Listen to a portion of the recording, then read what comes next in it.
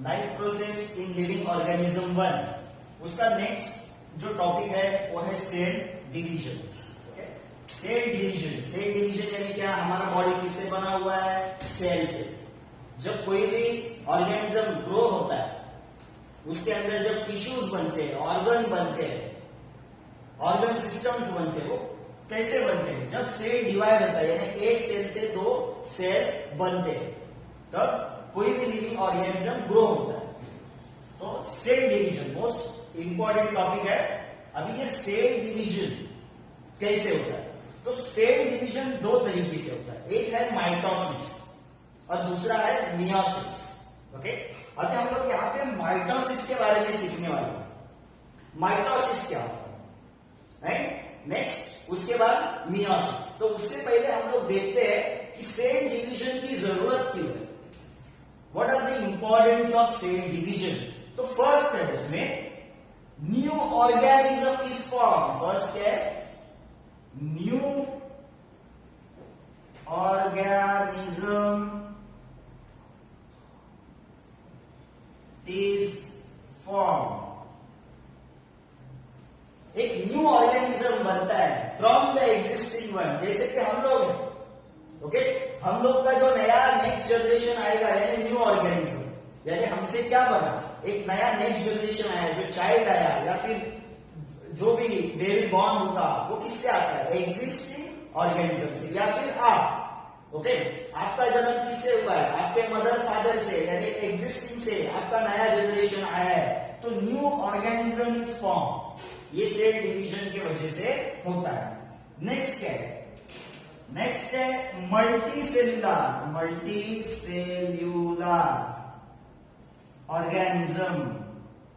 Multicellular organism grow होते हैं, हम लोग जैसे एनिमल, ये जो मल्टीसेल्युलर ऑर्गेनिज्म है वो ग्रो होते हैं because of cell division. Third क्या है, थर्ड है emaciated body restored. Emaciated body यानी क्या, इमैसिएटेड का मतलब क्या है, इमैसिएटेड यानी अगर हमारे बॉडी के अंदर सर्टन सेल्स अगर डैमेज होते हैं या फिर डाई होते हैं, मर जाते हैं, तो हम लोग बोल सकते हैं, या फिर खराब होते हैं, तो ये सेल डिवीजन से उस सेल को रिप्लेस किया जाता है, उसको बोलते हैं इमैसिएटेड। उसको क्या बोलते हैं, इमैसिएटेड। एंड फोर्थ क्या है, वाउंड हीलिंग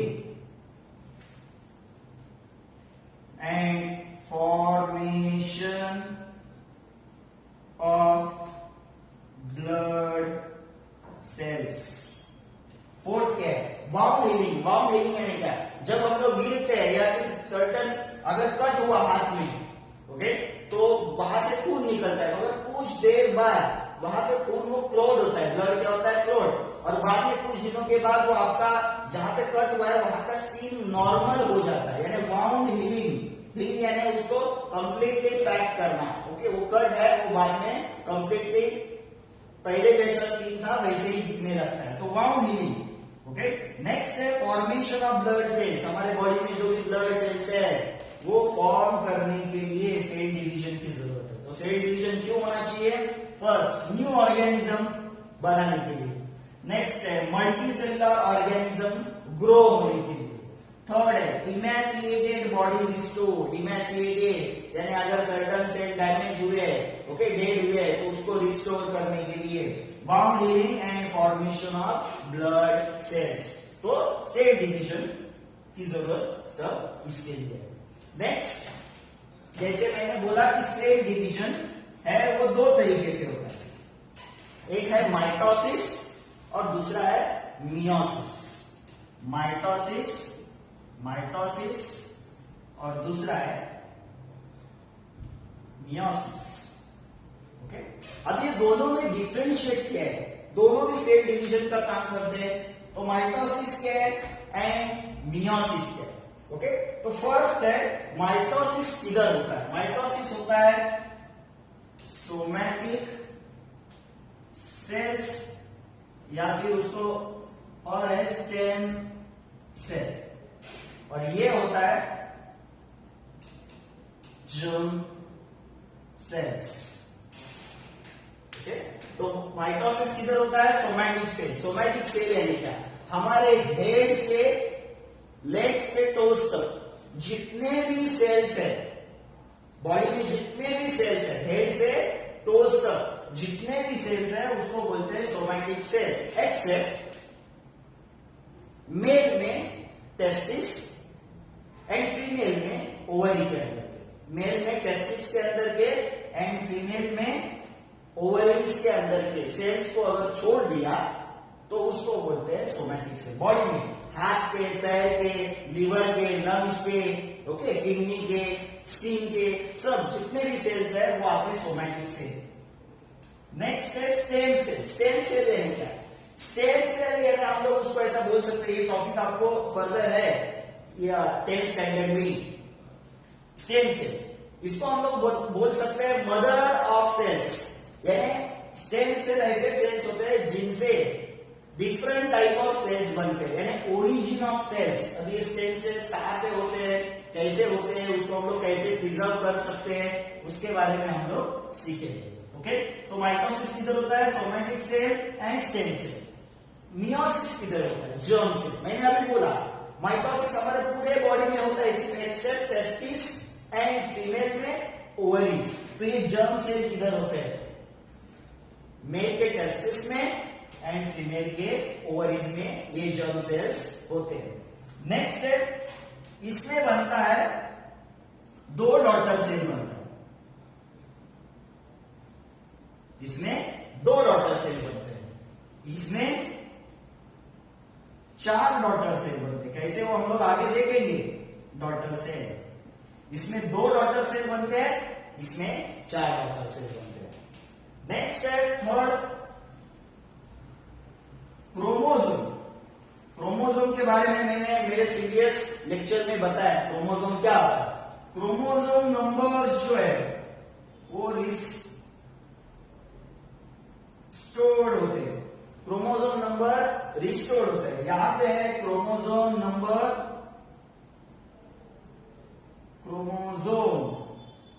नंबर्स हाफ होते हैं। ओके, क्रोमोसोम नंबर यहाँ पे रिस्टोर्ड होते हैं। इसका मतलब क्या है? हमारे बॉडी में कितने क्रोमोसोम होते हैं? हमारे बॉडी में कितने क्रोमोसोम होते हैं? 46, मगर वो ऑलवेज पेयर में रहते हैं। ऑलवेज क्या रहते हैं? पेयर में, यानी 46 यानी क्या? 23 पेयर्स। तो माइटोसिस में क्या होता है? जब एक सेल का, यानी सपोज मेरे पास एक सेल है, उसमें कितने क्रोमोसोम है? 46, यानी 23 पेयर क्रोमोसोम है। तो माइटोसिस में क्या होता है? एक सेल का 2 सेल। तो यहां पे मैंने लिखा है chromosome number restored. Chromosome number restored यानी इस सेल से 2 सेल बने। ये एक सेल, ये दूसरा सेल, ये एक सेल, ये दूसरा सेल। अब ये दोनों में जो है क्रोमोसोम जो होते हैं वो 23 पेयर्स ही होते हैं। इसमें भी 23 पेयर्स, इसमें भी 23 पेयर्स, यानी इसमें भी 46, इसमें भी 46। यानी पेरेंट में कितने क्रोमोसोम थे? 46। और उनका जो डॉटर सेल बना है, ओके, उसमें भी कितना क्रोमोसोम है? इसमें भी 46, इसमें भी 46, यानी 23 पेयर। तो क्रोमोसोम नंबर कम नहीं हुआ। मियोसिस में क्या होता है? मियोसिस में वैसा नहीं होता है। इसमें क्रोमोसोम नंबर आधे हो जाते हैं। यानी ये मेरे पास एक सेल है जिसमें 46 क्रोमोसोम है, यानी 23 पेयर्स। तो ये 23, अभी ये जब डिवाइड होगा सेल, मियोसिस में जब सेल डिवाइड होता है मियोसिस में, तो क्रोमोसोम नंबर हाफ होता है। तो ये 46 है, तो इधर कितने आएंगे?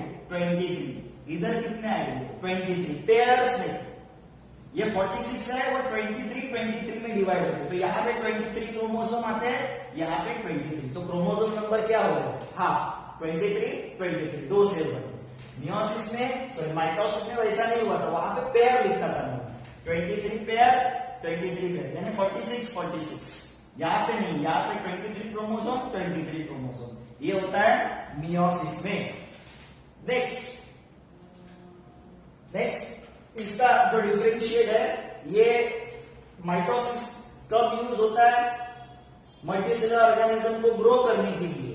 अगर बाउंड हीलिंग के लिए इसका यूज होता है माइटोसिस का। मियोसिस का यूज किधर होता है? To formation of gametes. Meiosis का यूज किधर होता है? माइटोसिस का हम लोगों ने यूजेस देखा। माइटोसिस का यूज क्या है? Bound healing, multicellular organism grow होने के लिए, ये सब माइटोसिस का यूज है। मियोसिस का क्या है? मियोसिस में क्या बनता है? गैमेट्स बनते हैं। गैमेट्स यानी क्या? Okay, gametes. मैंने बोला था मियोसिस किधर होता है?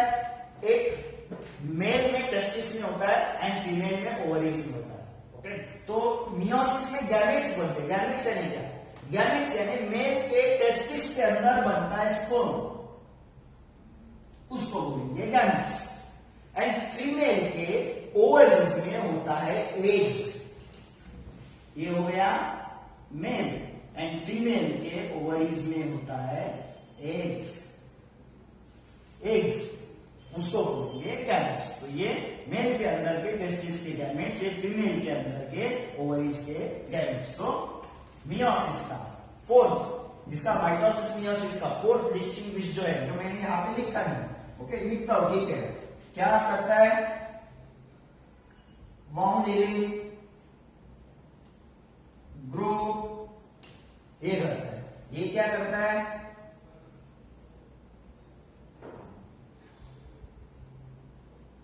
गैमेट्स, गैमेट्स बनाता है। कौन से गैमेट्स? Sperm and eggs. तो ये है माइटोसिस मियोसिस का डिस्टिंग्विश। कभी कभी आपको एग्जाम में पूछते हैं माइटोसिस एंड मियोसिस का डिस्टिंग्विश लिखो। सोमैटिक सेल, स्टेम सेल में होता है germ cell, 2 daughter cell, 4 daughter cell, chromosome number same रहता है। न्यू जो डॉटर बनता है क्रोमोसोम नंबर हाफ होता है। ये यूज होता है बाउंड हीलिंग एंड ग्रोथ के लिए, एंड ये होता है प्रोडक्शन ऑफ गैमेट्स।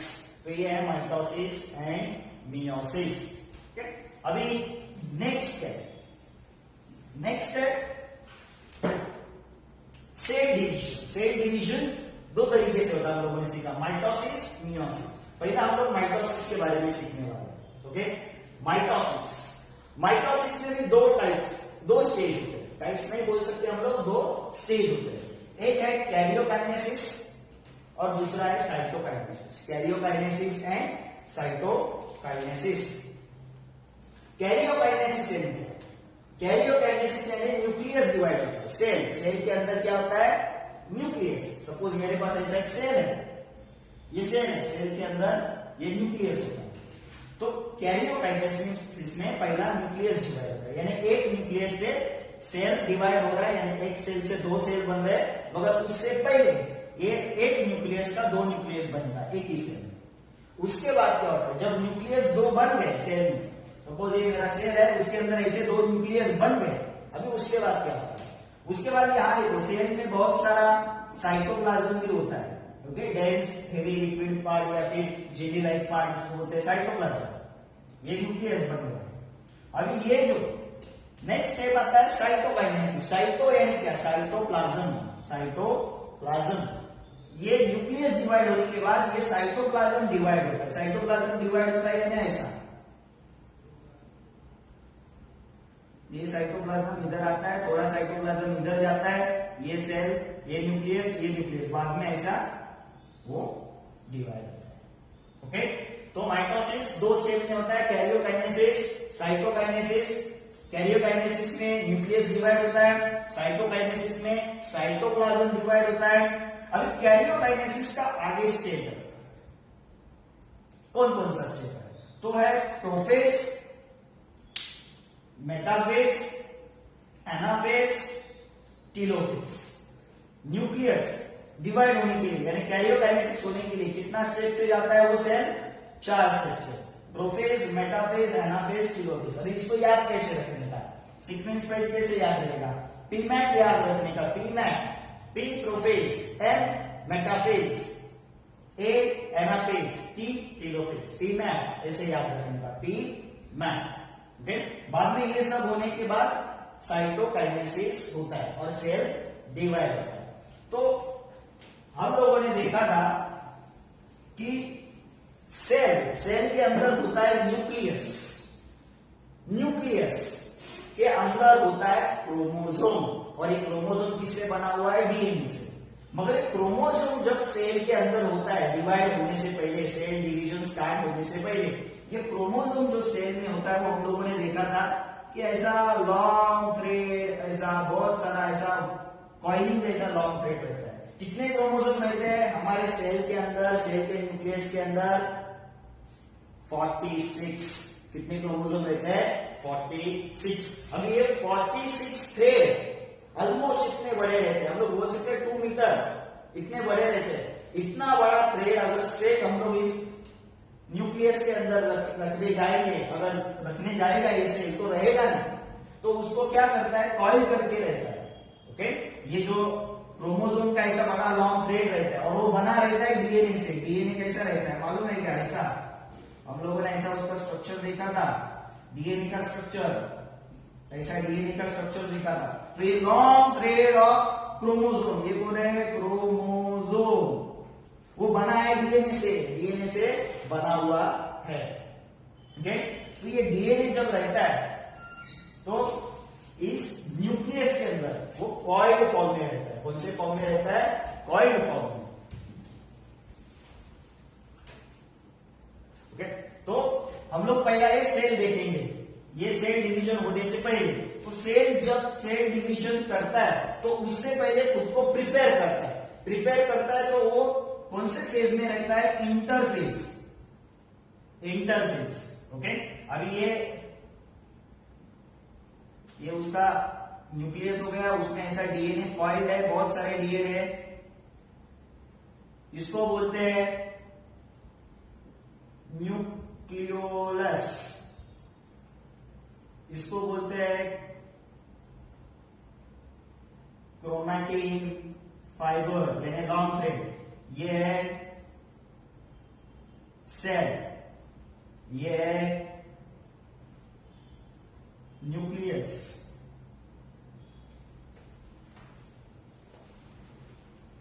और ये है सेंट्रोसोम। ओके, तो सेल डिवाइड होने से पहले एक इंटरफेज में होता है। इंटरफेज, इंटरफेज यानी ऐसा फेज जिसमें सेल खुद को बनाता है डिवाइड होने के लिए।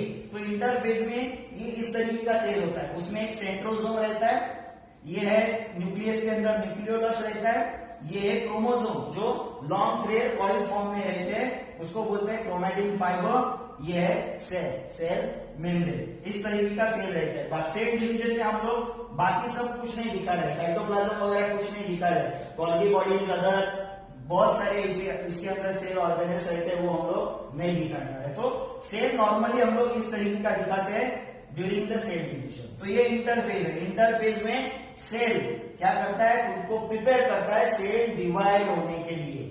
अभी इंटरफेज से, ये इंटरफेज के बारे में आपके टेक्स्ट बुक में नहीं दिया है, मगर याद रखना है आपको, सेल डिवीजन जब होता है तब एक बड़ा सा फेज रहता है, इस फेज से पहले या मियोसिस से पहले वो फेज रहता है इंटरफेज। ओके, उसमें आपको याद रखना है सेल खुद को प्रिपेयर करता है डिवाइड होने के लिए। उसमें G1, S, G2 ऐसा फेज रहता है। उसमें जो S फेज रहता है सिंथेटिक फेज, इंटरफेज में भी 3 फेज रहते हैं, G1, S एंड G2। इस S फेज में आपके टेक्स्ट बुक में लिखा है कि नंबर ऑफ क्रोमोसोम डबल होते हैं, ऐसा कुछ तो लिखा है, मगर वो थोड़ा सेंटेंस थोड़ा रॉन्ग दिया है। ऐसा देखा जाएगा तो सेंटेंस बराबर है, मगर उसका मतलब क्या होता है? नंबर ऑफ क्रोमोसोम डबल होते हैं, क्रोमोसोम नंबर कभी डबल नहीं होता। ये जो लॉन्ग थ्रेड है जो डीएनए से बने हैं वो डीएनए डबल होता है, क्रोमोसोम का डीएनए डबल होता है, वो हम लोग आगे देखेंगे। ओके, तो सिर्फ आपको याद रखना है जब सेल डिवाइड होने जाता है तब वो इंटरफेज में पहला जाता है और खुद को प्रिपेयर करता है डिवाइड होने के लिए। नेक्स्ट में हम लोग देखेंगे कि माइटोसिस